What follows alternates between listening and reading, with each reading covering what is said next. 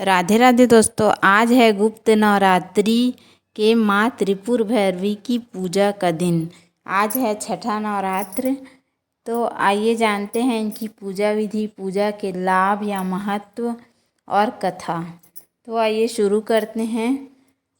गुप्त नवरात्रि में माँ के 9 रूपों के साथ 10 महाविद्याओं की पूजा भी की जाती है। विशेष रूप से जो लोग तंत्र विद्या पर यकीन रखते हैं उनके लिए नवरात्रि बहुत ही महत्वपूर्ण होती है। गुप्त नवरात्रि में छठा दिन माँ त्रिपुर भैरवी की पूजा का होता है। ये 10 महाविद्याओं में छठा स्वरूप विद्या है। देवी के समस्त रूपों में से एक जगत प्रसिद्ध देवी त्रिपुर भैरवी भी हैं। माँ त्रिपुर भैरवी तीनों लोकों में सबसे सौंदर्यवान और सभी कर्मों का शीघ्र फल देने वाली देवी हैं। माँ त्रिपुर भैरवी का सौंदर्य 16 कलाओं से युक्त 16 वर्ष की कन्या के समान है। इनके मुख से हजारों सूर्य का तेज निकलता रहता है। माँ त्रिपुर भैरवी की आराधना से समस्त प्रकार के ऐश्वर्य के एवं भोग प्राप्त होते हैं। त्रिपुर भैरवी की पूजा के बहुत से लाभ प्राप्त होते हैं, जैसे माँ त्रिपुर भैरवी को यौवन और आकर्षण का देवी माना जाता है। इनकी पूजा करने से आकर्षण व सौंदर्यता की प्राप्ति होती है।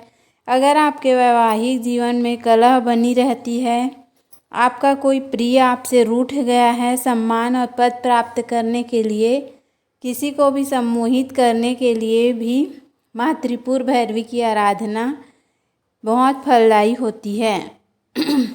इनकी साधना करने से मनुष्य की सभी मनोकामनाएं पूरी हो जाती हैं। माँ त्रिपुर भैरवी की उपासना भोग और मोक्ष प्रदान करती हैं। माँ त्रिपुर भैरवी का स्वरूप है, उनकी 4 भुजाएं हैं। ये अपने हाथ में पास, अंकुश, धनुष और बाण धारण करती हैं। जो भी मनुष्य माँ त्रिपुर भैरवी की साधना करता है, माँ उसे कभी भी निराश नहीं करती हैं। माँ त्रिपुर भैरवी के हृदय में सौम्यता और दया का वास होता है। माँ त्रिपुर भैरवी की महिमा का वर्णन करना शब्दों में संभव नहीं है। संसार की सभी तंत्र मंत्र और तांत्रिक और सिद्धगण बिना माँ के आशीर्वाद के पूरे नहीं हो सकते। माँ त्रिपुर भैरवी का मंत्र इस प्रकार है, आप स्क्रीन पर देख रहे हैं। धार्मिक ग्रंथों के अनुसार त्रिपुर का अर्थ त्रिलोकी यानी तीनों लोकों से संबंधित माना गया है तथा त्रिपुर भैरवी का संबंध काल भैरव से है, जो कि त्रिलोक में भय और पाप के विनाश हेतु देवी त्रिपुर भैरवी की स्थापना की गई है। अतः उनकी जयंती पर लोग देवी काली और माँ त्रिपुर सुंदरी का पूजा अर्चन करके उनसे सफलता और अच्छे जीवन का वरदान प्राप्त कर सकते हैं। देवी त्रिपुर भैरवी के प्रगटोत्सव के दिन ओम ऐं ह्रीं प्रसिद्ध वैष्णव ग्रंथ नारद पंचरात्र में माता का वर्णन मिलता है कि उनकी इस कथा के अनुसार एक समय देवी काली ने अपने मूल रूप में वापस आने का फैसला किया और वे गायब हो गईं। जब भगवान शिव ने उसे नहीं ढूंढ पाए तो शिव जी ने नारद जी से देवी काली को ढूंढने को कहा। तब नारद जी ने उन्हें देवी का बोध करवाकर कहते हैं कि देवी काली सुमेरु के उत्तर में पाई जा सकती है। भगवान शिव ने देवी के पास विवाह का प्रस्ताव लेकर नारद जी को भेजा।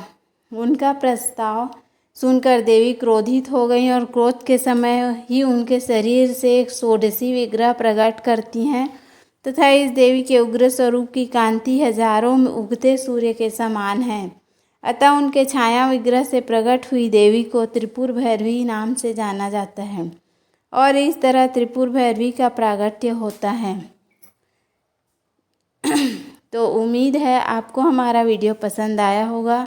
यदि वीडियो पसंद आए तो वीडियो को लाइक, शेयर और सब्सक्राइब करना ना भूलें। धन्यवाद। राधे राधे।